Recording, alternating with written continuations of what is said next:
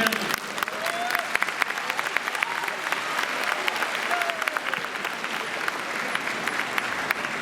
I see you're ready to begin. We have a very exciting evening planned ahead. But at the moment, to start off, please stand up for the national anthem. Thank you.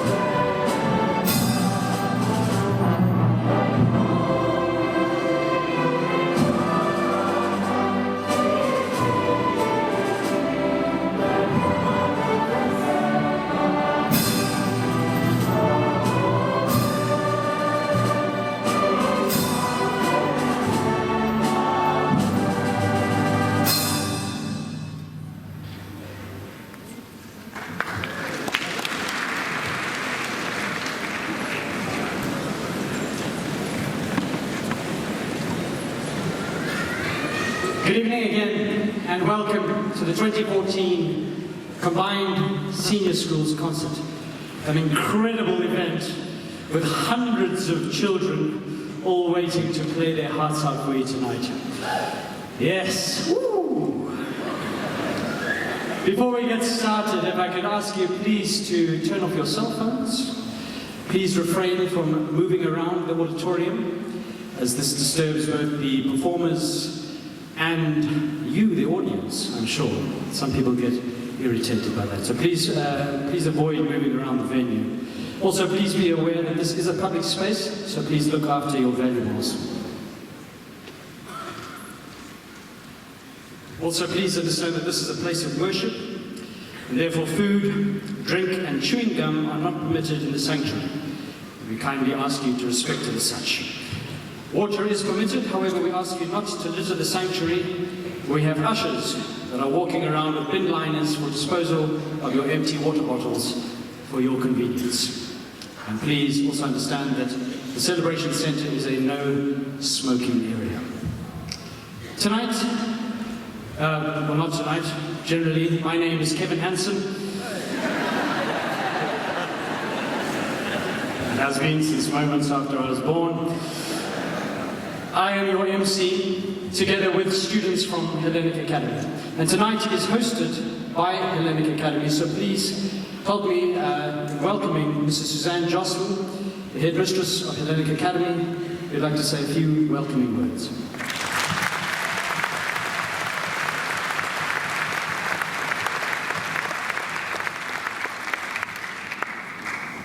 Good evening, ladies and gentlemen, boys and girls. It's wonderful to see, I can't actually see a thing, but it's wonderful to see you all.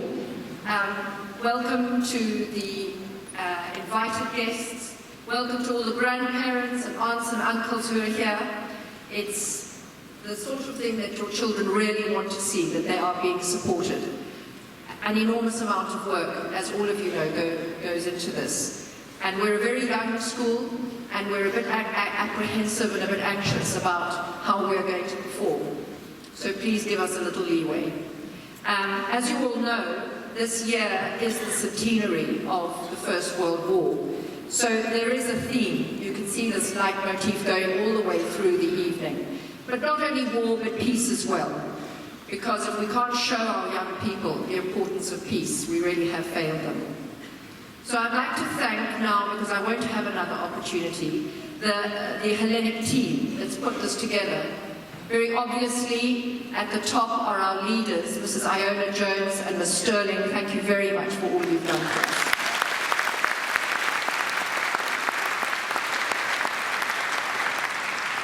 Making everything else possible is Mrs. Anne Fisher, Mrs. Reba True. Mrs. Amy Cardozo, and Mr. Jaya Chaya. Thank you all very, very much indeed.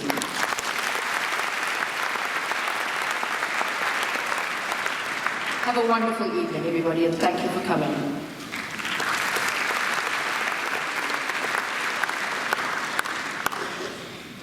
Thank you, Mrs. Justin. We have chosen to break from tradition a little this year by having a theme of war and peace, to link all the different elements of tonight's program. This is for several reasons. As many of you will know, this year is the 100th anniversary of the start of World War I, the Great War, the war to end all wars, that affected so many countries worldwide, which was meant to teach people that war was not the solution to society's problems. But not 30 years later, the world, including here in Africa, we were once again thrown into the turmoil and the pain of World War II. Why should we dedicate this evening's program to such a horrific theme? It is a sad truth that war is a dreadful part of mankind's history. From the earliest battles of prehistoric man to the conflicts taking place in the Middle East, right at this moment, war and its consequences are always at the forefront of our minds. What we want to concentrate on this evening is not only the waste of human life and the destruction that is caused by war, but also the triumph of the human spirit, which is so clearly seen in times of great conflict, and the need for peace, which is something that every civilized human being should strive for.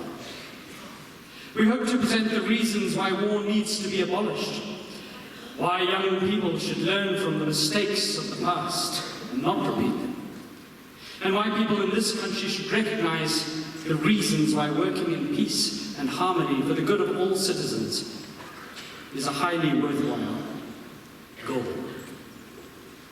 We hope that you will enjoy and even possibly learn from our program of music, drama, image and poetry tonight. To kick things off, our first musical event.